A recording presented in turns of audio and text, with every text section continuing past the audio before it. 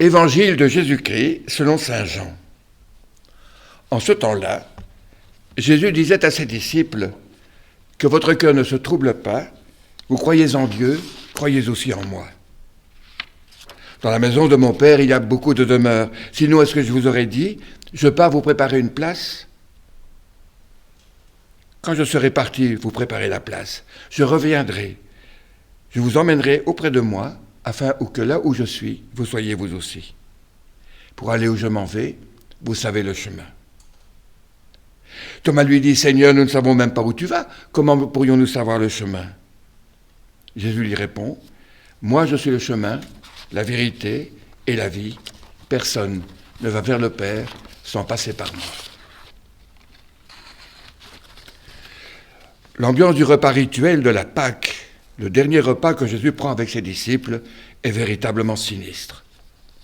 L'épisode du lavement des pieds, le départ à la sauvette de Judas, contribue à donner à cette fête de célébration de la libération du peuple un goût de fin de règne. Désespérés, les 11 disciples voient se briser l'avenir que les 3 années de la vie publique partagées avec le Maître leur laissaient présager.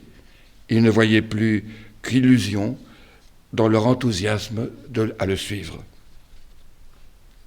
Jésus pourtant ne leur cache rien, mais il dévoile le sens caché de ce qu'ils vivent comme un échec. Cette vie dont il se dessaisit n'est qu'un départ pour rejoindre la maison du Père, leur préparer une place pour qu'ils se trouvent ensemble là où le Père demeure, au lieu de communion en plénitude. Et il ajoute, de ce lieu, vous connaissez le chemin. Jésus aime bien ces mots à double fond, car ils provoquent chaque fois curiosité ou incompréhension, et ouvre ainsi le dévoilement de ce qui demeure invisible.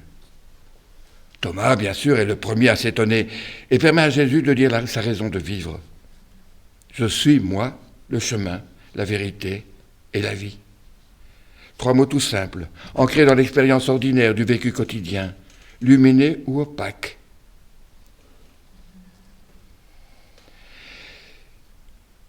Partagés au gré des événements. Bien sûr, ils connaissent le chemin. À la suite de Jésus, ils causaient toujours à la rencontre des autres, avec des mots et des gestes qui les livrent. La vérité, ils l'ont souvent touchée du cœur. Ils ont appris de lui qu'elle ne se laissait entrevoir qu'au bout d'une question, d'un désir, d'un manque, lorsque le cœur est attentif et bienveillant. La vie, celle de l'esprit avant même que celle du corps, ils l'ont vu souvent renaître grâce aux rencontres de Jésus avec ceux qui la tenaient cadenassée. 2 choses centrales nous sont ainsi révélées. Voici la première. Au cœur de la bonne nouvelle, c'est la personne de Jésus et son message, sa volonté de les conduire jusqu'au Père.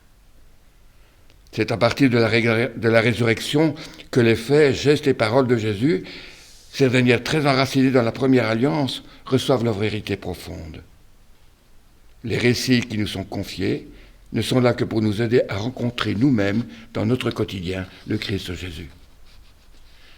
Notre foi en lui nous donne des couleurs toutes particulières à la lumière de voir la vie, de nouer des relations, de vivre nos présents habités déjà par l'avenir auquel nous sommes promis. Et la seconde prolonge la première. Si la demeure qu'habitent le Père et le Fils et que nous sommes destinés à rejoindre au-delà des rives de la mort et la communion en plénitude avec eux, alors des semis de résurrection se glissent déjà dans notre quotidien, aux gestes et aux paroles portés par l'amour. Nous vivons déjà comme des ressuscités en devenir. Le savoir et le vivre, c'est prendre notre baptême au sérieux.